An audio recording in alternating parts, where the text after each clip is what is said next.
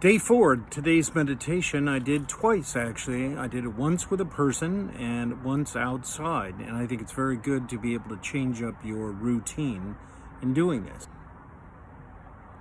I think the key part here is to be able to get away from an environment such as work, where if you meditate in a working chair, that's the kind of emotional state and psychological state that you kind of bring into the meditation.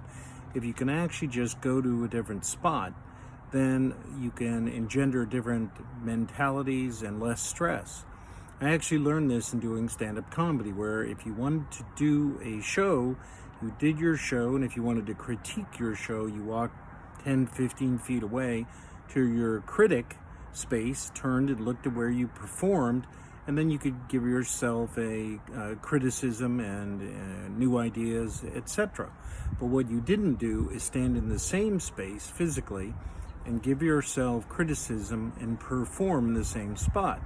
That just creates this whole loop of the inner critic and the experiencer, as it were. And the experiencer is the performer, and the inner critic is the person who's saying, obviously, what you're doing wrong and what you could do better and how you could manage things better, etc.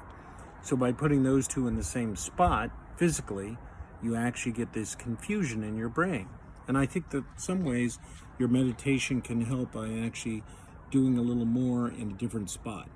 So check that out too if you're going to try that for meditation, and try it with a person, sitting 10 minutes and just feeling the other person being there and going on your own little journey. There's something about humans that have that back and forth that's very unique.